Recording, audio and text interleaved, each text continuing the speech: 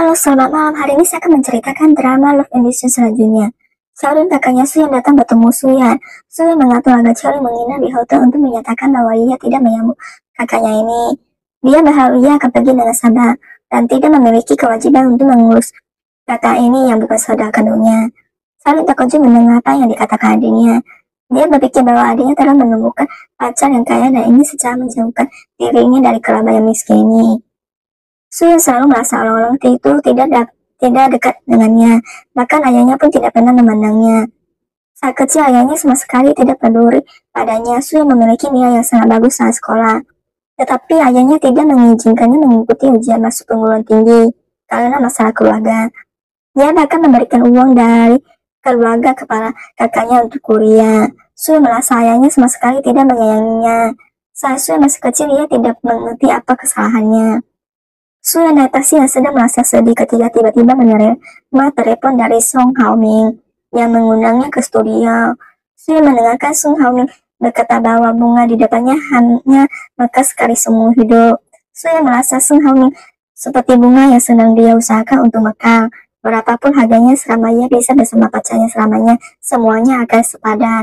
Su yang sedang berjalan-jalan di taman bersama Yuan, keluarga Song Haoming yang kedua untuk dia pekerjakan, dan tidak menyadari kedatangan ayah kandungnya. Su yang melihat ayah kandung dan ibu tirinya datang untuk menanyainya. Melihat ada yang tidak beres, orang tua Pak Su itu buru-buru mengatakan bahwa mereka dari biro jodoh dan menyuruh Su yang mentransfer sisa uang ke rekening tersebut sebelum bergegas pergi. Ayah Xiao tahu dari Xiaolin bahwa Su yang akan menikah dan sangat marah ketika mengetahui bahwa putrinya akan menikah. Sebagai ayah kandung, ia tidak memberitahu. Ketika mendengar bahwa ayahnya mengatakan tidak akan menghadiri pernikahannya, dia sangat semangat. Setelah bertemu dengan orang tuanya, Xiaolin mendapati bahwa Su yang telah membayar untuk menyewa orang tuanya untuk menghadiri pernikahan tersebut. Xiaolin merasa sedikit memahami kata-katanya. Xiaolin tidak ingin adiknya semakin terjerumus ke dalam kesalahan dan berkata ia akan terus mencari adiknya. Song Haoming berkata bahwa ia telah menyiapkan daftar tamu dan bertanya kepada pacarnya mengapa dia hanya mengundang 4 orang.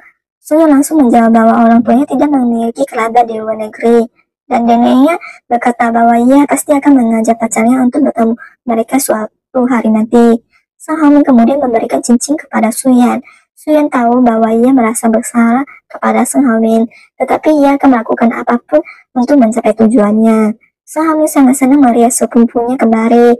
Su yang diam-diam melihat percakapan mereka berdua dan merasa rencana menikah dengan keluarga kaya agak berisiko. Su yang melihat Song Haoming mengobrol dengan seorang gadis dan merasa ada yang tidak beres, tetapi ia tidak mengungkapkannya. Su yang sengaja mendekati Fang dan memberitahu bahwa ia dan saudara laki-lakinya akan segera menikah.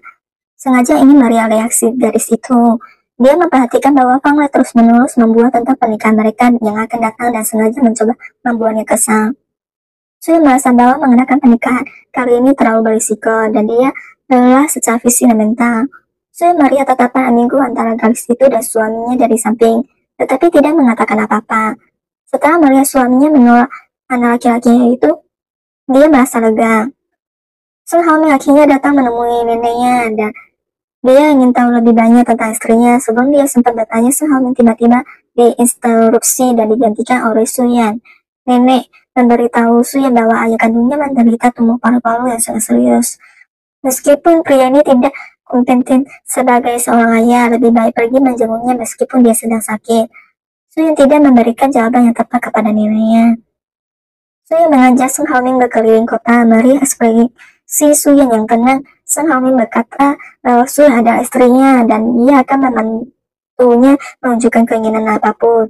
Song Haoming ketiga melihat mengukur tinggi badan anak itu dan mendengar masa kecilnya. Su Yan teringat kembali saat keluarganya mengabaikannya ketika dia masih kecil dan selalu mengukur tinggi badan adiknya. Song Haoming mengeluarkan lipstick Su Yan dan mengukur tinggi badan Su Yan. Su Yan sangat tersentuh saat itu, dan dia semakin tersentuh karena suaminya telah membantunya menunjukkan keinginan yang belum dia penuhi ketika dia masih kecil. Itu aja guys episode ini, bye.